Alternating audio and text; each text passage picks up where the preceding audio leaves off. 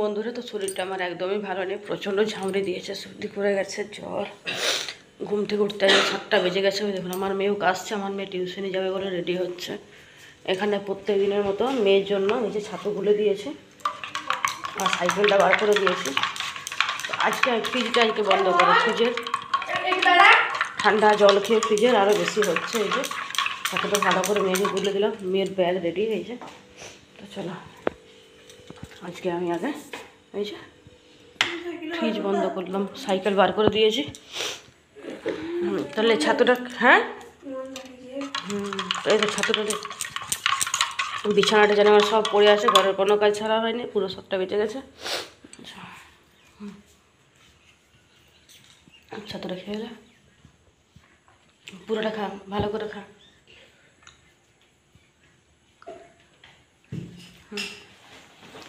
ব্যাগে নিয়ে যাও, চললো। ওর জুতো আমার জুতো একই দেখতে, এই যে ওর জুতো আর এই যে আমার জুতো একই। টিউশন গেছে, ওখানে একজনের ছেলে দাঁড়িয়ে আছে, যাবে বলে ওর সঙ্গে।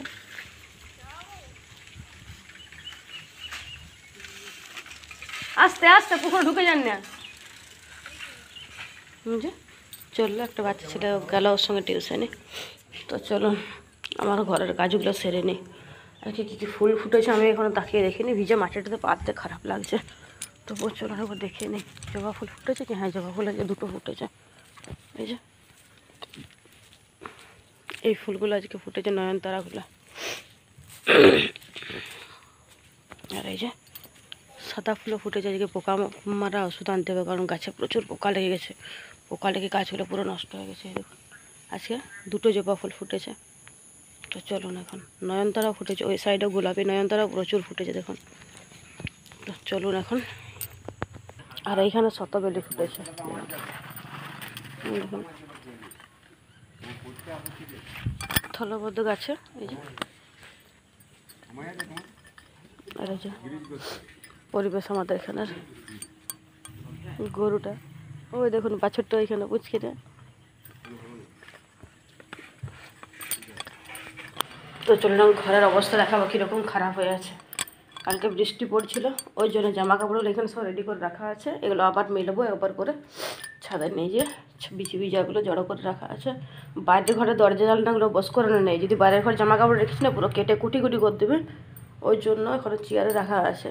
আর এই যে আমি নিচে শুই, আমার বিছানা এখনও করা আছে। এই যে 2টো বাম নিয়ে শুয়েছিলাম, অমৃতাঞ্জন বাম, একটা বামে কাজ হচ্ছে না, 2টো বাম নিয়ে শুয়েছিলাম। এখন বিছানা বাগাবো, এই বিছানা বাগাবো, আমার মেয়ের বিছানা বাগাবো। এই যে গোটা ব্যাঙ্কলেট, এখন 3টে 4টে এখন ব্যাঙ্কলেটাই লাগবে। আর এই যে আমার মেয়ের ড্রেস ছেড়ে দিয়ে চলে গেল, কাচতে হবে।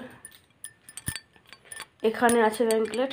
তো চলো তাড়াতাড়ি করে দেখো রুমটা আমি কীভাবে বাগিয়ে। সেই বিছানা নোংরা ছিল, সেই থেকে তোমাদেরকে দেখানো হয়নি। বিছানা পরিষ্কার একদম টিপটপ হয়ে গেছে। আমার চান করে ড্রেস চেঞ্জ হয়ে গেছে, আমার পুজো করা হয়ে গেছে, ঘর বাগানো কমপ্লিট। এই দেখো গোপু সোনা সব পুজো হয়ে গেছে আমার ঘরের। ওই যে একদম সব পুজো কমপ্লিট, ফুল তোলা, ঠাকুরের একদম গাছের আমার টাটকা ফুল তুলে নিয়ে পুজো হয়ে গেছে। আমার মেয়েও চলে এসছে টিউশনি থেকে। রান্নাঘর একদম পরিষ্কার, এবার শুধু খাবার বানানোর পালি। এই দেখো বাসন ধোয়া একদম কমপ্লিট হয়ে গেছে, রান্নাঘর পুরো পরিষ্কার একদম।